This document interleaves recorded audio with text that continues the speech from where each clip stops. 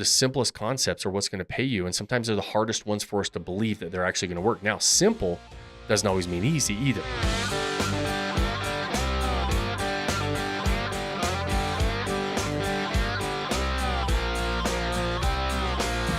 What's up, guys? Welcome back to another episode of the Vacation Rental Revolution podcast. I'm your host, Shawn, and we're back with Whiskey Wednesday and my main man, Jake Shehee. How you doing? How you feeling? Brother? I'm feeling good. How you feeling? Man, today's another great day. Another great day. Day. I love it. I love when we walk into the studio and I say, how you doing? And it's a great day. It's a great day to be alive, man. I'm feeling good. We got some good stuff on today's agenda. All right. Awesome. What do we got going today? We're talking government. We got the Epstein files that just came out. We're diving deep. We're starting like we're coming out hot. We're coming out hot with that. We have the Supreme Court.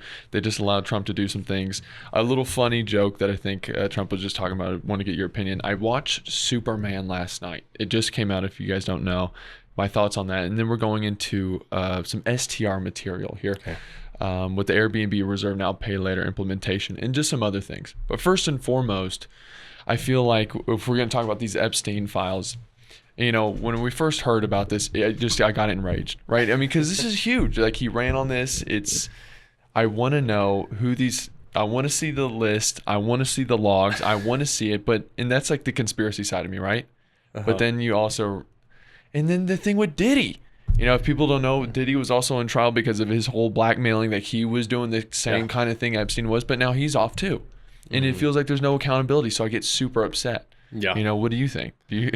Are you upset by it, or do you just go, I'm past my being upset about any of that bullshit, to be honest. I feel like the roots in those, that run real deep in all of those different, in all of those different rings when it comes to the higher ups.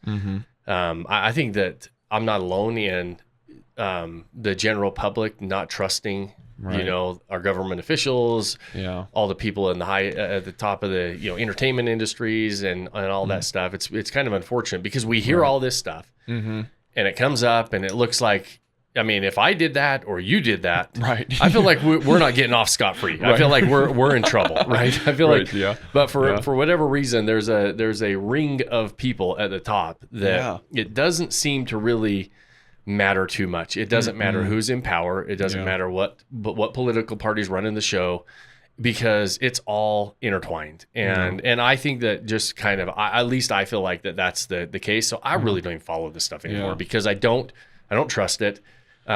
It's a world that I feel like it's a house of cards, and they're not willing to let that house burn down. And I think that they'll do anything and everything. I mean, the Epstein files. I mean, if Trump could have released the Epstein files in his first term, he didn't. Yeah. Right. Good point. Really good point. Biden could have released them if there were something, and he didn't do it because it was maybe some of his powerful friends or him or whatever. Right. Everybody has their different theories. And this is just all speculation and repeating things that we've heard on there, because I really don't have too much of an opinion on who's involved, other than the fact that I do think there is this ring at the top that is they protect each other, right? Gosh. Have you ever been? I've gone to court a few times and been on the sidelines with different things, and most recently a couple of divorces from some close family members and friends, right? And they're fighting like cats and dogs, right? The lawyers are going after each other, and they're, one side's telling the other side how bad they are, and they're going after each other. And then court ends, and the lawyers and the judges, they're all best friends, and they go golfing and they go to lunch together. And you would think in the courtroom, they hate each other's guts. When you're talking to your client, and I've been in those meetings, and I've realized, I feel like that it's kind of like that. I feel like that we don't really know what goes on behind closed doors. And I think that on the surface, we think that they're all enemies. And I don't know that they are. Man, you just put a new spin on it. Hey, so there you go. That's my there's my sprinkle to your conspiracy mind, right? Dude, that was a really good, because I always just blamed it on like money. If you had the amount of money, then I don't think it has to do with money. There's a lot of good people with money. There's bad people. I think money's money, right? I want money. I love money. That's just man. That's an interesting one. It's just it feels like I'm being bamboozled or something, you know. Yeah. Like when you promise something and then you don't deliver, it just sucks. That hurts my feelings, you know. But anyway, all right.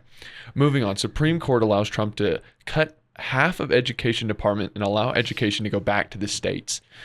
Now, we've kind of talked on here multiple times. I had a pretty crappy school experience, meaning I didn't really learn a lot of stuff. Right. So I'm curious, what are some classes you think would be actually really beneficial? You know, you homeschool your kids, and so you teach them what you think is like, you know, the most important stuff. Of course, you go with this proper curriculum, but like, what would you think is a really good, like for instance, for me, I would love 2 classes. One, I would love like a street smarts kind of class. Like you talk crap, you're going to get hit in the face. Let's just be honest. You need kids need to learn that. It's too much technological stuff. You need to learn street smarts. Second class, you need to learn more about banking and loans. Like when Jacob's talking about this all-in-one loan or HELOCs, things like that, mortgage loans across the board. No one taught me that stuff. No one, that wasn't accessible. Those are some classes that I think would be crazy, influential, great for kids. Anything come to your mind? And so when it comes to classes, first I think the education, the money, dismantle the Department of Education. I'm 100% for it. There is zero evidence that has worked, period. I don't see anybody that can make the argument that actually works. And so bringing it back, take the money, like federal government is not the person to educate our kids. I don't know, state governments are a whole hell of a lot better, but at least it's closer to home. The money's closer to home. The accountability maybe is closer to home, because I think that there are a group of people out there that you really don't want to screw around with, and that's parents, right? Because but parents have been indoctrinated into the fact that this is the best thing for their kids. All this is, we were just talking about, at least my opinion, of this ring at the top that's all in cahoots, and they want us all to be pawns in the game that they're playing, right? If we allow them to do that, great, right? My daughter's in the show School of Rock. And there's a song that they always sing. It's called "Stick It to the Man." Dude, that's like, who's the man? It's like, it's everybody that tries to control you, right? And it's pretty funny. But anyway, so the point of that is saying, listen, let's bring it closer to home. Let's let the states control it. They're not saying, hey, they're cutting out education. Education needs to be there, but the education department is horrendous, in my opinion. Look at the test scores. Look at what they're producing.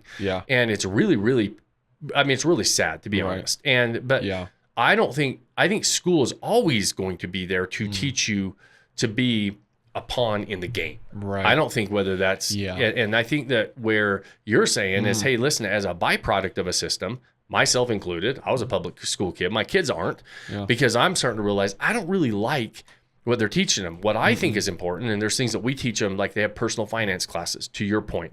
How do you handle money? What's important about budgeting? How do we look at investments? What are we looking at risks and returns and all those different things? How do we analyze and underwrite those things?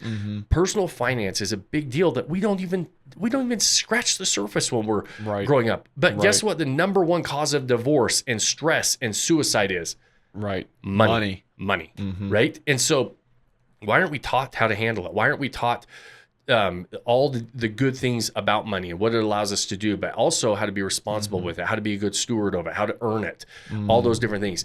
So personal finance is a huge one. Another one that I think that is very important for us, that we make sure that our kids are going through, because I believe that there's one skill set above and beyond everything else that you will learn in your entire life, is communication and influence, and being able to communicate effectively and be able to have influence in the lives of other people, in your, like, being able to walk into a room.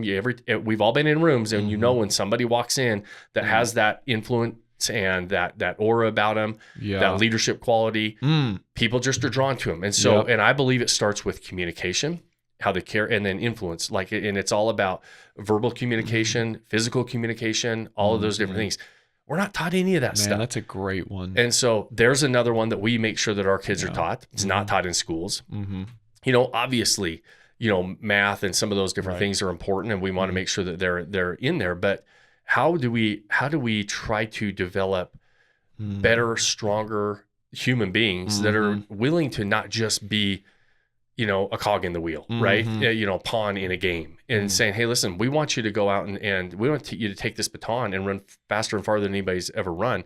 What are the skill sets that we need? And we could be missing some. We're not, you know, I mean, the jury's still out, but those things are important to us on what we're trying to do. And I think that, you know, personal, like Andy Frisell always says, personal excellence is the ultimate rebellion. And so if you really are tired of a system, go make yourself better. Don't point fingers or anything else. Like to your point, when we're looking and talking about all the different hot topics on the news and everything else. Like I told you before, I go through seasons, and like I don't have any interest. I don't watch the news. I don't get on. I don't listen to the news podcasts. I do try to pay attention at certain seasons, like in election season. I'll try to do some research and try to figure out what I like, what I don't like. Policies are important to me, and making sure that we're supporting the people that at least support the policies that are important to me. I'm going to try to do that and educate myself on that. But beyond that, I have zero interest in trying to figure out anything other than how can we be our best version of ourselves? How can we be self-sufficient? Like that personal responsibility we talk about, self-reliant, like just being able to say, extreme ownership and say, we're going to be good regardless of what's going on around us. I don't think the model is set up for that at all. It's heads there and desks and rooms with no windows. You sit there all day. You learn your curriculum. You get tested on, and you go home. And the thing with self-reliance, I mean, I'm thinking about when you're talking, a self-reliance class would be amazing, because having like the self-confidence to go into a place and start networking, start kind of like selling your product or being confident in whatever you do is a huge thing for people. But I mean, like if you go to school, you do your sports, which is great. You learn like teamwork and competitiveness and hard work and those things. But when that ends and you're not a college athlete now you're just alone in a college. You're a small fish in a big pond, and you got to figure these things out for yourself. But those kinds of classes would be huge. A self-reliance class, that would be really great. Yeah, I totally agree. And I love like the saying, hey, listen, I want to have the street smarts, right? And street smarts are two things, in my opinion. We try to make sure I lean, there's two sides of that coin. One, you got to be smart enough that if you get dropped off in the middle of Manhattan or a big city or a big urban center, how are you going to survive? How are you going to handle yourself? What do you need to be aware of? The different opportunities, the different threats, all the different things that are out there. How are you going to handle yourself in that situation, right? And being able to know that. And what are you looking out for? So we try to have our kids like, okay, if you're going to be in a city, here's the things you need to pay attention to. Right. The flip side of that coin that we always focus on too is, what if you get dropped off in the middle of the mountains? Nobody's around. And you got stuck in, we do a lot of outdoor stuff. We hunt and we do a lot of, we're in the middle of nowhere a lot of times with no cell service and no communications to anybody. How are you going to survive in that situation? And what are you looking for? And so we do a lot of those types of things too with our kids. And so I mean, that's a great one. You drop my kids off in the middle of, somewhere. I want to make sure that they are aware of, again, the opportunities, what they should look for shelters, what they should look for the different threats that are out there, all those different things in different environments, because every environment's a little bit different. So trying to be exposed to those different types of environments. Kids love learning that stuff. My kids eat that stuff up. It's so fun. It's like, hey, listen, what would you do if you were dropped in the middle of a desert and you had, no water or anything else? What are you looking for? What if it was in the middle of the mountains? What if you were in Alaska and it was snowing? What if you were in the middle of a city and, and you're like, okay, totally different, but you still got to survive, right? You got to figure it out. You got to, different things so, I mean, we could run down this rabbit hole for a long time. That's a fun one. I like that one. My brain's going. That would be like such a good fun class too. Kids would learn that and like want to be there for that one. That's a fantastic one. I'm trying to think of another one, but maybe it'll come to me later. Okay, Trump wants to rename soccer to football. He had a quick interview, and I think he was kind of just joking about this, but what would you rename football? I was thinking about it, maybe like tackle. What would you call it? Pigskin? What would be a good football name? Like for what football are you talking about? Well, like, we have the pigskin football. You throw the ball and you tackle. But he's saying we should rename.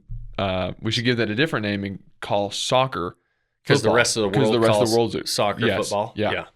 So we're going to go Gulf of America. He's changing Gulf of Mexico. The rest of the world also uses the metric system, and we use the imperial system. So, I mean, like, we're different, right? We're in the USA. And so we're going to call football. We're going to call soccer. I'm not for, I do like the Gulf of America. Yeah. I just like how he's switking stuff up. I love it. Like, he just keeps it entertaining. I think it's funny to listen to it. But no, I'm not with you on this one, Trump. Hey, we're different. We're in America. We're the best in the business. I say we keep football, soccer, and everybody else can call soccer football if they want. Yeah. I'm with you. I like it. All right, moving on. I saw Superman last night, man. Oh. This irritates me. Maybe because I'm trying to get a rise out of you a little bit on this one, okay? Because I like Superman, but I don't watch many movies. Bro, I've seen pretty much every Superman except for the ones in like the 70s or 80s where he's like, the really old ones. I've seen pretty much all of them. This Superman, okay, so the director is going a different take on it. Hold on. Wait. Yeah. Before you start. Okay. You lost me when you said you love Superman. You haven't seen the originals? Not like the really old ones. I've seen like the Christopher Reeves one. You haven't seen like the real old ones? No. Dude, you gotta watch those ones. No, I haven't. No. Well, I mean, if it's like black and white and stuff or whatever, he's all like, right, go on. I mean, there was a birth of Superman, and he came from somewhere. You got to watch the original. All right, maybe I will. Maybe I will. There you go. The director's going a different take on this. It's like, for me, Superman is supposed to be the most powerful being, right? Yeah, I think so too. He is so weak in this movie. It's really? Dude, he's so weak. Superman? Dude. What's the point of the show then? Here's the deal. Like he can hold stuff up. That's great. But every time he gets crushed by it. Every single time he gets crushed by things. And next, it's so political, bro. It's like it's welcome to Hollywood. Hollywoke, right? Remember? It's super Hollywoke, and it's a trip because this is supposed to be Superman. And then he goes on these long rants about, I'm human too. I may be an alien, illegal alien, but I'm here to illegal alien? Yeah, I'm an illegal alien, but I'm here to serve. He says that. Yeah, and I'm like, bro. Superman. I'm like, bro, it's Superman. Just kill the enemy and move on. Right. It's so woke. Bro. They're never going to get away from the wokeness, I don't think. I don't think so. It seems so simple. It's a simple blueprint. Just have Superman, be Superman, attack the enemy, avoid the kryptonite, and save everything else, right? I know. And then they bring the kryptonite in. And have you seen the Superman where Lex Luthor's Kevin Spacey? I forgot the name of the actor that does it. Man, he can handle kryptonite like nobody's business, bro. It's not a problem. For this one, they have like a small little rock, and he's dying in a corner. It's just. The movie, it irritated me so bad. Yeah, that's a bummer because you were looking forward to that. I was looking forward to it. It's so woke if anybody's going to go see it. Eventually you're going to be like me and you realize that that's Hollywood now. Yeah. And it's like it's so hard to get a good story out of Hollywood anymore that isn't trying to, I mean, just be entertaining. Some just do what you're good at. I know. And entertain. And I don't know. And I'm so glad I don't watch that stuff because I watched the old ones. I love Superman. To me, he's the best superhero of all time. Right. And and I just have my view of Superman, and it's not going to get ruined with all the new stuff. So there you go. It's so woke, you just saved me. I saved. All right, going on to some STR material here. I want to talk on the Airbnb reserve now and pay later implementation. Okay. Yep. For me, I don't even have an STR, but it seems like it would be kind of frightening in the sense of someone could reserve my property and my booking lead time is maybe 30 days out, and they could cancel it. And now I lost money on that booking, and now maybe someone isn't going to now rebook that time slot. So now I'm kind of upset with Airbnb, but I think you have a different take on this. I do. Okay. Yeah. I think that about this. A lot of people get so upset, first of all, with these OTAs and these rules and the things that they're doing, which is fine. Everybody has a right to their own opinion. We get used to running our business a certain way. And I always say, if you don't like the sandbox, if you're playing in somebody else's sandbox and you don't like the rules, get the hell out of the sandbox. You better figure out another way to do business, and which we do. We are always a huge fan of running down multiple roads and running down our direct booking path, building our own business, which is the most valuable asset that we have is our customer base and everything else. Most people are just going to sit in the Airbnb sandbox, and every time something changes and mom comes out and says, hey, rules are changing, we all cry and we all get upset and we all throw sand and we all pout and we say, well, I mean, you have two choices. Figure out the opportunity within those rules and why they would do it, because Airbnb is also a business. They're trying to make the best business decisions they can as well. And this is one of those, what they're trying to do is be as attractive to the consumer as possible, so that the consumer chooses to book a property on Airbnb above and beyond the other options they have, right? So they're saying, hey, listen, we're trying to help our hosts get and attract more customers. And I agree with them. I actually think that it's not a bad thing, because I think it gives you the ability to now say, we've always, think about when a lot of hosts are on strict cancellation policies, and then you can do kind of medium, or you can do flexible, and you can let them cancel all the way up until the time. And they gave the host that option. Now they're saying, hey, listen, if you come into the pay, reserve now, pay later, we're going to be a little bit more like hotels, right? Where hotels have always done this. They say, hey, reserve the room, put your credit card in. We won't charge it until you stay, and you check in. They say, hey, do you want us to charge the charges to the card on file, or do you want to change it? Whatever else, right? We don't get charged until we go. Right. That's kind of what this policy really is saying, hey, listen, we're going to give the consumer more flexibility, and we're going to give them more confidence to book a property sooner than they may otherwise book. The nice thing about commitment and micro commitments is naturally, as human beings, when we make a commitment, we naturally want to follow through on that commitment. So it just human psychology is we want to naturally follow through, right? And so they're, and I agree, they're saying, hey, listen, why don't we use this as a competitive advantage to where other people are not doing this? The host is saying, well, I'm looking at all the bad things that are going to happen. Somebody can come in and book my property and then not show up and cancel last minute, and I lost that ability to book that. That's going to happen. Right. Let's be honest. Is that going to happen occasionally? Yes.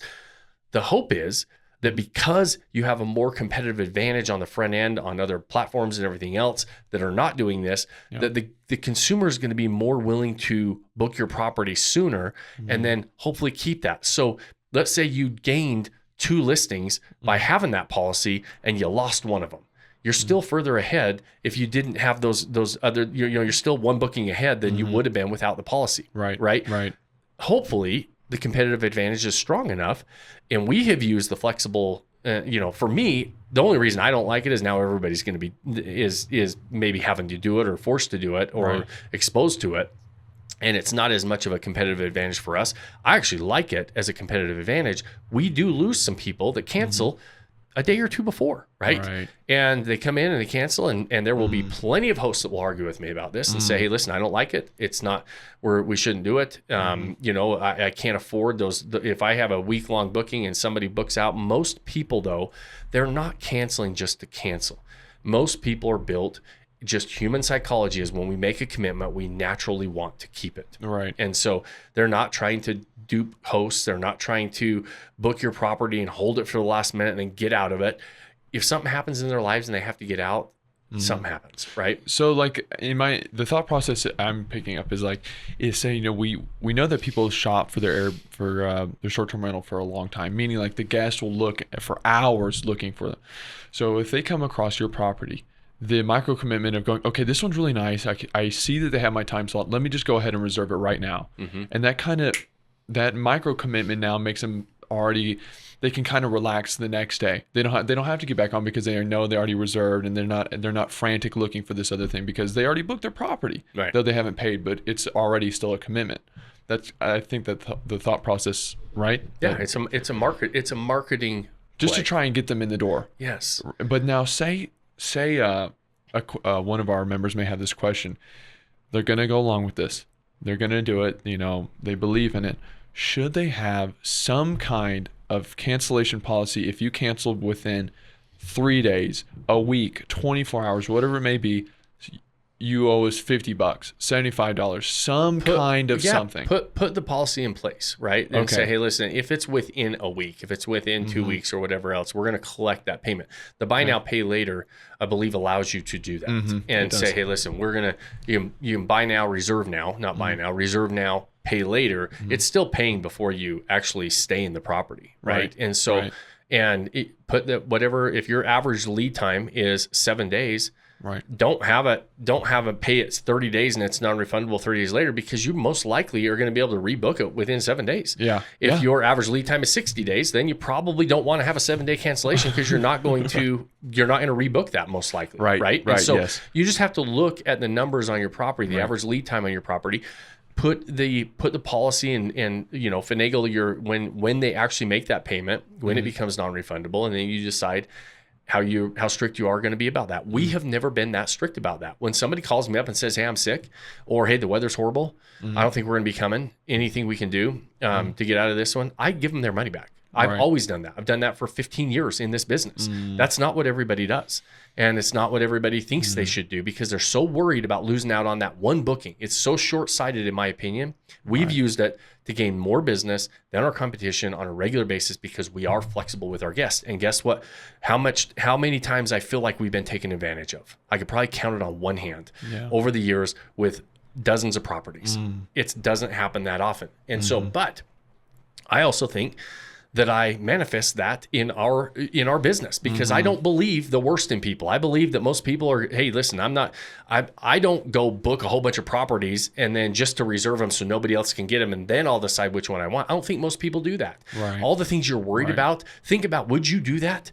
And if the answer is no, then probably other people aren't doing it to you either. Right. And so when something happens, it happens. And we want to be flexible. We just recently had somebody and they were coming in, they were going to be staying at our property. It was in Georgia. And the lady called us up. Her husband just passed away. Oh, so, she just said, hey, listen, we had a tragedy in the family. We were planning on staying in the property. Husband passed away. We're checking in 3 days. It's just overwhelming right now. We're not going to be able to come. Yeah.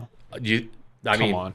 What are you going to do? Come on, dude. You cannot say ask for the money. Right. Come on. But that's a dramatic example. Right. We obviously didn't. But if somebody calls me and says, my kid got sick and we're not traveling. If somebody calls me and says the weather is not what I wanted it to be, we give them their money back and we let them cancel the booking.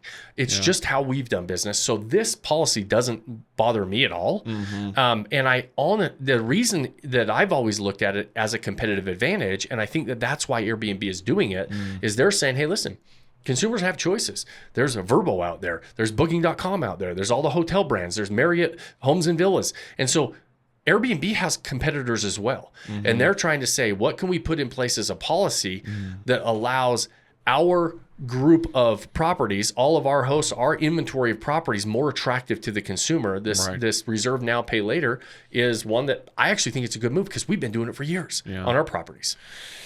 Man, all right. That's a good take. That's a good take. I like it. Moving on to our next thing. I want to read these three headlines, I guess, because I feel like they all tie in together. Okay. The first one is from, I believe, MSNBC. Americans are downsizing their summer vacations is the first one. Then we go to AirDNA article. 2025 vacation rental industry trends. They list out 12 of them. This is number 1. For luxury rentals, the experience is everything. And then number 3, unique rentals continue to outperform in 2025. For me, that makes complete sense. If people are going to downsize their summer vacations for whatever it may be, sickness or they're scared of the economy or whatever it is, the weather, then you have to go, okay, how am I going to capture that amount of money? And boom, AirDNA tells you right there. Yeah. I mean, that's what you've been preaching for a long time. Yeah, so let's start with the first part of it, saying, hey, Americans are downsizing, summer vacations, all of that stuff, right? Because I think that has been the trend, and not just this year. That's been the trend for probably 2 years, and where the fly-to destinations are not as performing as well as the drive-to destinations. Short-term rentals are a very economical way to travel, and so it has not been affecting the short-term rental industry. So you have to remember, this is talking about the hospitality industry in general. What are the trends how are Americans now traveling?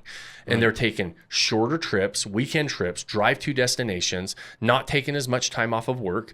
And they're saying, okay, we still want to go vacation, but also we're looking at it saying, I kind of like this experience in short-term rentals because I also don't have to go out to eat every night.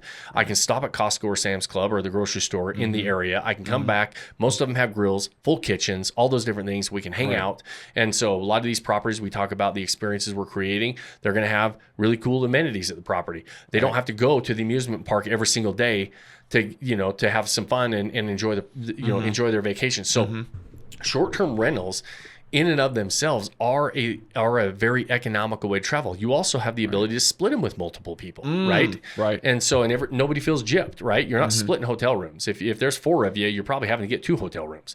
And so you're just getting your own room, and then there's no amenities. You got to go out to eat, everything else. It all adds up, right? And so short-term rentals have become a very preferred travel choice for Americans, and they continue to be. And the dollars that the American consumer is spending on travel in the short-term rental sector of hospitality continues to skyrocket. It's going up every single year. It always shocks us. And we look at the numbers and we're like, holy crap, look how much more money they spent this year. Look how much more money they spent this year. Just in the US alone, 2024 was a $124 billion industry. I mean, that's a lot of money. A lot of money being spent. Excuse me, that was the global. Okay. The U.S. market is about 87 billion of that. Okay. And so, I mean, that's a lot of dang money. Yeah. And so, and it continues to go up. It's anticipated to go up 11% every year for the next 10 years. That's a lot of money being spent. The reason is because consumers are realizing that it's not only, you know, as we kind of scale back on some of the things that we're trying to do with, you know, saving a little bit more money, budgeting here and there, we still want to travel and experience that. It's a very economical way to travel when you really look at it and you break it down. And that's why it's attractive, right? Yeah. A little break instead of like a huge fly to destination type thing. But most of them still get that experience of getting away and having your time off. Yeah, and we always look for a 2 to 4 hour drive from major metro areas, or where we're gonna, you know, because you can do that's pretty doable easy for every like most Americans are able to do that, right? It's not saying, hey, I got to jump on a plane and fly to Hawaii and or go to Europe and spend a week or two, you know, you end up going to Europe and you got 2 days of travel. And all of a sudden you're like, hey, listen, I got to be there for 10 days or 7 days, or it doesn't make it worth it, right? And so it's these drive-to destinations, 2 to 4 hours outside of major metro areas, are where you can make a lot of money as a short-term rental investor. And so, and there's a lot of reasons for that, and it can be a very economical way to travel. Now, the flip side of that, the next ones. Unique and experiences everything. Luxury rentals, experiences everything. Unique rentals continue to outperform in 2025. Weird. Like we've talked about that before, right? That's odd. Haven't ever heard that one before. And so this is the cornerstone of our business. We are in the experience business, and I'm glad that other people are, and they have been saying, I'm not saying AirDNA just came up with that. They've said that before too. This is just all we're trying to do is just kind of just keep pounding in that. We're beating a dead horse with this thing. And we have to. Yeah. We're not in the property business. We're in the experience business. Consumers pay for experience. They pay for unique experiences. They pay for personalized experiences, and we're willing to pay more for them. And so those are the properties that are dominating. And those are the properties that are getting booked more than everybody else. And they're getting their unfair share of business because they understand the business they're in. Yeah. Oh. So man, if you got a rental 2 to 4 hours out and it experiences everything and it's unique and personalized, man, you could be making a lot of money right now. It's a lot, yeah. And here's the thing: it's just understanding consumer behavior. This is not. We are in the actual experience business, right? Yeah. That's what we sell is experiences, but the consumers will pay for that regardless of what product you're selling. Right? Consumers will pay for unique and personalized above and beyond everything else. You could have a phone case for your iPad or your iPhone, and the phone cases are identical. One of them, though, is inscribed with your name and your birthday or whatever else. It's personalized. Deal. All of a sudden, it's like, hey, which one are you paying more for? I'll pay a little bit more for that one, right? So we're going to pay more. If I make it even better and, you know, inscribe it with something else and it has something else, like let's say colors. Let's say you love silver, and all of a sudden it's a silver iPhone case, and it's got your name engraved and it's got the things on it that you love. All of a sudden, it's more personalized to you. You're going to pay even more for that. So the more we can select a target audience, create a unique experience and what feels like a personalized experience for that group, the more they will pay for us, the more they will come back, the more that we will convert customers. Because in marketing, there's 3 things you're always working on: attracting a customer, converting a customer, and retaining a customer. And so all 3 of those things we've always got to be working on. And the more we can create unique, personalized experiences, the more we will retain customers, attract them, and convert them. Do you think that's like one of the main faults people are just doing? 100%. They have these beautiful model homes. 100%. It's if I could scream it from the rooftops every single day, I feel like we do, and I would, and we want people to get that point because that is where the money's made. That's how they're going to make the money. And sometimes the simplest concepts are. People think, it's not just that. I got to have something else. Too what simple. else could I buy? What else could I add to this property? What other, paint color should I put on that's going to make a difference? And at the end of the day, it doesn't matter. The simplest concepts are what's going to pay you. And sometimes they're the hardest ones for us to believe that they're actually going to work. Now, simple doesn't always mean easy either, right? Ooh, it's like, okay, yeah. just because it's simple and Yeah. just because it's a simple concept and we understand consumer behavior, we understand what they'll pay more for, it's not always easy to implement and execute, right? And so, that's why we're in business, right? It's why we do what we do, because the implementation sometimes can be a little bit more difficult because a lot of people, you don't know what you don't know. You've never done it. Once you do it, you're like, oh, that wasn't that difficult. It's not hard and it's not complicated. It's hard because you just don't understand what the heck to do in the first place. Man, that was good. Good episode. 36 minutes. I got one more question. Someone's got a short-term rental. It's not performing that well. Where do they go? Hey, where do they go? Vodyssey.com. Go. Hey, listen. The resources are there. Yeah. The help is there. Our goal is to help people walk into this with their eyes wide open. And so go check out Vodyssey.com. There's plenty of resources. We have hundreds and hundreds of case studies and success stories, and go watch people that are doing this. Go reverse engineer it. You can see examples of our Vodyssey signature recipe on our success story page with properties that are on there you can go check out. Lots of ways for you to really learn this and absorb that information. If you want to chat with us, there's obviously avenues to do that as well. You can book a call with us. Oh, I love it. That was today's episode, guys. Thanks for listening. Awesome, guys. We will wrap it up. We always appreciate spending your time with us. Our goal is to, like I said, help you walk into this game with your eyes wide open. And so hopefully you're getting value out of the show. If you know somebody else who would like to be part of these conversations, share the show. Those things help us. We appreciate it. And it means a lot to us. If you have more than 30 seconds, like it or review it on whatever platform you're watching or listening on. And the final most important thing I ask you at the end of every episode, pick that one thing you can do today to start building that life you don't want to take a vacation from. Cheers, my friends. Cheers, brother. Thanks for joining us on this episode of the Vacation Rental Revolution podcast. Share this with other people you think need to hear about it. And don't forget to subscribe and leave us a review. Hey Grace, is there a website? Yes! For more amazing content and expert advice, visit Vodyssey.com. Thanks for listening, and we'll see you on the next episode.